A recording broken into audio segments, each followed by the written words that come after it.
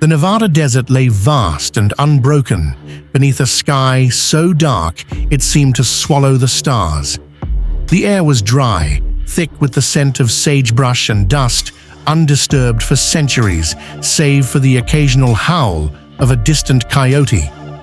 In this desolate expanse, where time itself felt frozen, a secret pulsed beneath the sands. A military outpost, buried deep and hidden from the world. Its concrete walls hummed with the quiet buzz of generators, its corridors lit by the cold glow of fluorescent lights. Soldiers moved with purpose, their boots echoing against the floors as they monitored screens filled with data no civilian would ever see. Above ground, the night stretched on, indifferent to the activity below. A convoy of military trucks rolled across the dunes, their headlights slicing through the blackness like knives. Armored Humvees flanked a massive transport rig, its cargo shrouded beneath a tarp that rippled faintly in the wind. The drivers spoke in low tones over their radios, their voices clipped and tense, as if they sensed something watching from the shadows. They were right to be wary. The desert held secrets older than their machines, secrets that had slept for millennia, until now. High above, the heavens shifted. A pinprick of light flared in the void, growing brighter, hotter, faster. It wasn't a star, it was a meteor, a jagged chunk of cosmic stone wrapped in flames, screaming through the atmosphere on a collision course with Earth. The soldiers below didn't see it at first, their eyes fixed on the road ahead. But the desert knew. The ground shivered faintly, a whisper of warning in the stillness. The coyotes fell silent. The wind died, and then, with a sound like the sky tearing apart, the meteor struck. The impact was cataclysmic. The meteor slammed into the desert floor with the force of 1,000 bombs, sending a shockwave roaring outward in all directions. Sand erupted into the air, a golden cloud that swallowed the convoy whole. Trucks flipped end over end, their metal frames crumpling like paper as they crashed back to the earth. The transport rig skidded sideways, its tarp tearing free to reveal a strange, cylindrical device, some kind of experimental weapon. Its surface etched with symbols no one could read. The soldiers who survived the blast stumbled from their vehicles, coughing through the dust, their rifles raised in trembling hands. Their radios buzzed with static, voices shouting orders that no one could follow. In the distance, the hidden base sounded its alarms, red lights flashing through the haze. Underground, scientists in white coats stared at their screens, watching as seismic readings spiked off the charts. Something was wrong, terribly wrong. The meteor hadn't just hit the surface, it had punched deep into the crust, cracking open layers of rock that hadn't moved since the dawn of time. At the center of the crater, the meteor sat like a fallen god. It was massive, larger than a house, its surface a twisted mess of blackened stone and glowing green veins that pulsed with unnatural light. The heat radiating from it was unbearable, melting the sand around it into a shimmering pool of glass. The soldiers approached cautiously, their flashlights flickering across the jagged edges. One of them, a young private with sweat streaking his face, reached out to touch it. His hand stopped inches away, trembling, as if an invisible force pushed him back. Beneath their feet, the ground groaned louder now, a deep guttural sound that vibrated through their boots and into their spines. Cracks spiderwebbed outward from the crater, splitting the desert floor like a shattered mirror. The air grew heavy, charged with a static hum that made their hair stand on end. The scientists underground scrambled to their stations, shouting warnings into headsets that went unanswered. On their screens, a shadow moved, a colossal shape rising from the depths, its outline jagged and monstrous. They didn't have time to react. The desert was about to unleash its fury. The earth exploded with a violence that defied comprehension. The crater erupted in a geyser of sand and stone, a deafening roar drowning out the screams of the soldiers as Godzilla burst free from the abyss.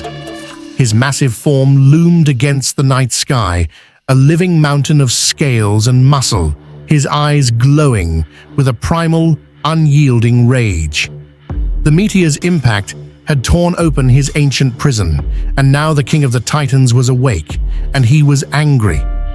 The soldiers barely had time to raise their weapons before Godzilla struck. His tail whipped through the air with the speed of a cracking whip, smashing a line of Humvees into the ground.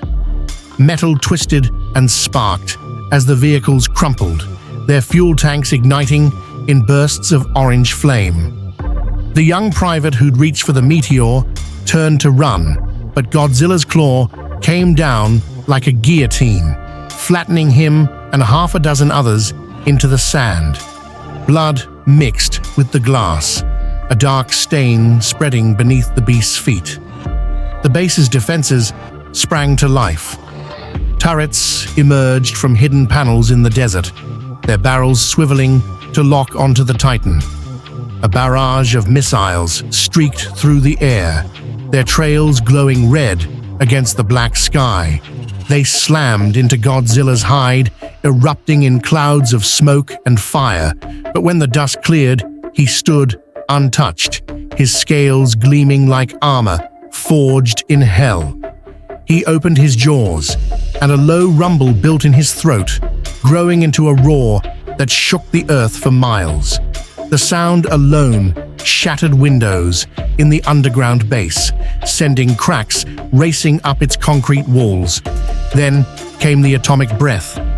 Godzilla's spines flared with a brilliant blue light, the energy surging up his back and into his maw. With a single exhale, he unleashed a beam of searing plasma that tore through the night. The beam sliced through the convoy like a blade, melting trucks into pools of slag and vaporizing soldiers where they stood.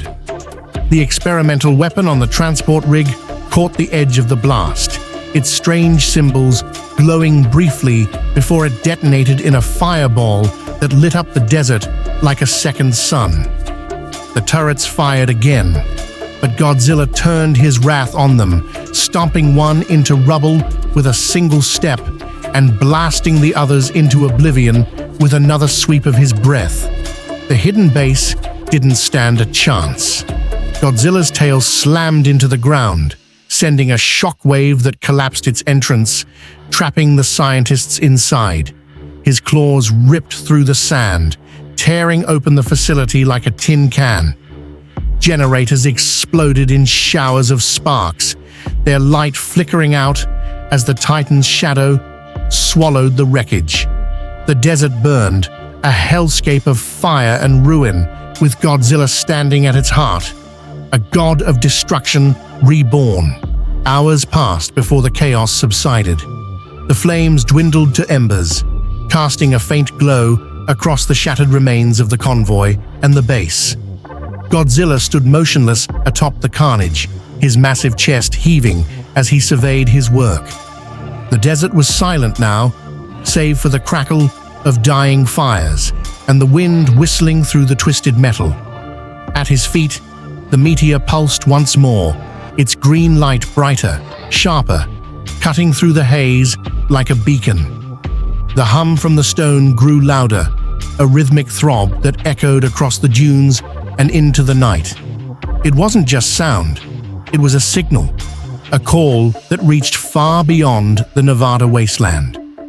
Deep beneath the Pacific, the waters stirred. On a distant island cloaked in mist, a mighty figure raised its head. In the frozen north, golden wings twitched beneath the ice. The meteor wasn't a random visitor, it was a harbinger, a key to waking the Titans, and Godzilla was only the first. The king of the monsters turned his gaze to the horizon, his spines glowing faintly as the hum pulsed in time with his breath. The world had forgotten him, buried him beneath layers of time and stone.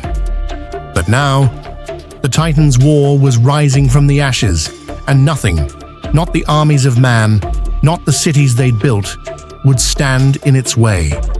The desert trembled one last time as Godzilla took his first step forward, his roar splitting the sky. The battle had begun,